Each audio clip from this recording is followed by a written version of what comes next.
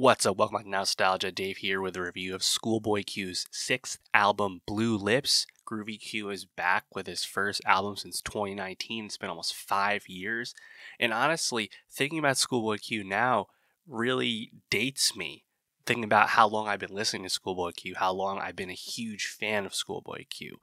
I believe I started listening to him in 2012, I want to say, when I first saw the There He Go video and just immediately was hooked. And learning more about TDE and artists besides Kendrick Lamar, of course, was a big eye-opening thing. And that, to me, ScHoolboy Q is easily one of the most significant signature, certainly top 10 rappers of the 2010s. Like his impact, his identity, his uniqueness, to me, that's completely certified, like kind of undeniable stuff.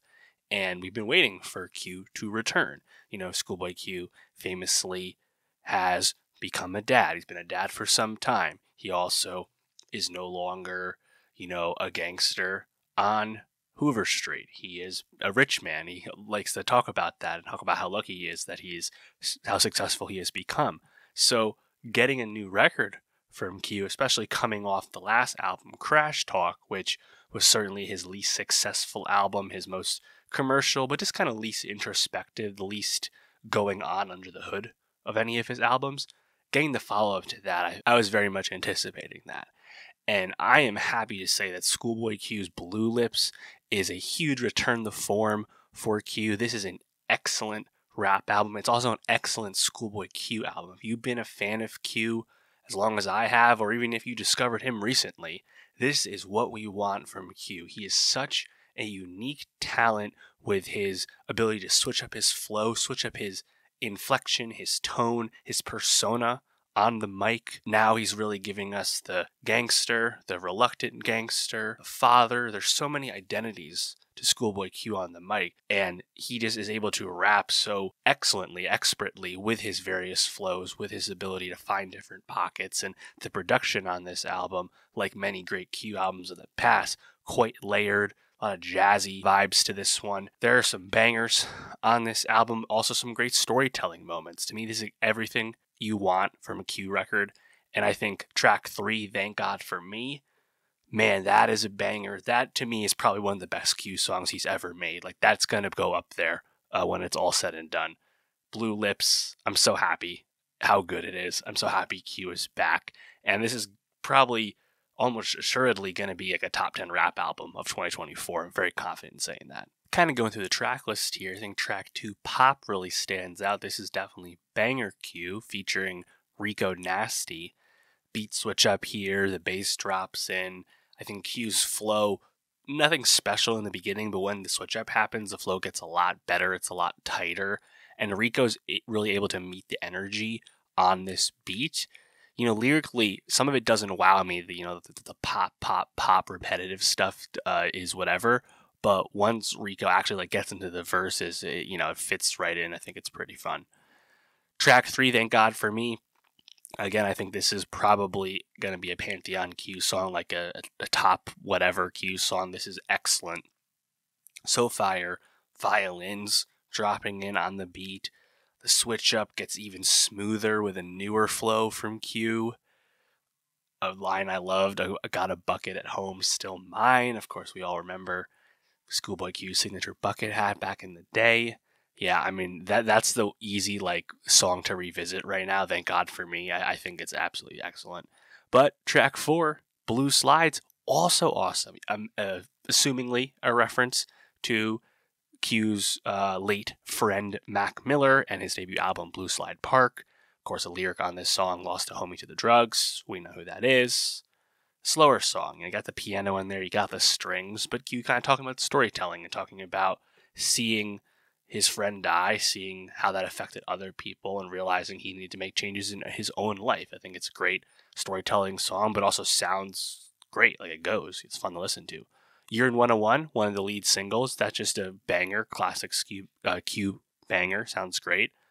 I liked Lovebirds with Devin Malik. I thought Devin Malik, who's on this album twice, was a pretty strong feature. Movie features Aze Cheek, who I was not familiar with, but AZ definitely kind of reminded me of YG in terms of the flow, in terms of the cadence of the rapping. I have to look into him a little bit more and see if he's also an LA rapper like YG, like Q. Maybe he is. Pretty cool.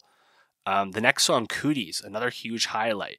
This is Q really storytelling, really talking about being a parent, being a father, talking about gun violence in our country and how that affects how he makes decisions for his family, things like that. I think that song was great. Ohio, featuring Freddie Gibbs.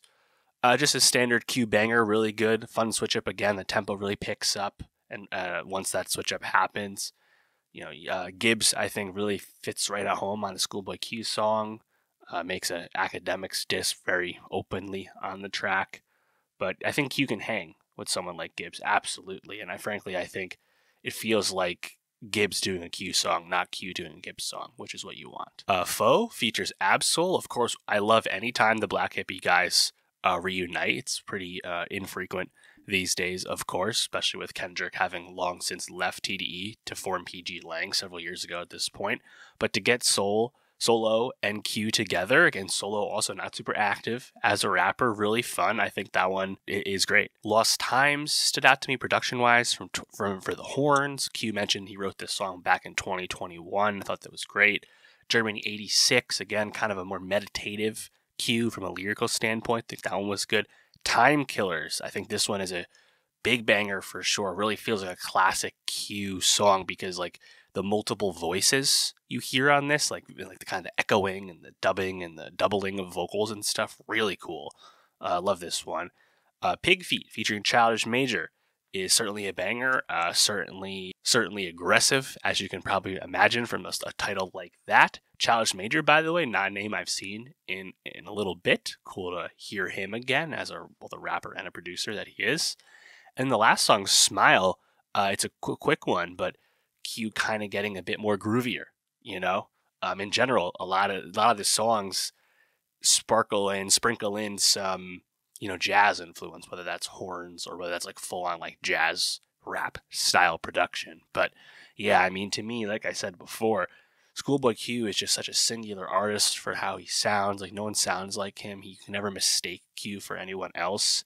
And of course, he really represents, I think, an important moment in LA rap, of course, when Q started to blow up, because he represented kind of a way forward for LA rap that wasn't exactly just the kind of G-Funk revival type sound.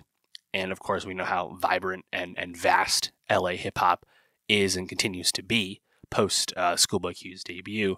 But to me, he's someone who's really stands the test of time as an artist, just reflecting back on some of those records. Of course, I think I still love the most Oxymoron, just from when that came out and the time of my life when that came out, but also just, man, that's like 7 bangers on that album. Just a fantastic record. Man of the Year, one of the best bangers of the last decade for sure.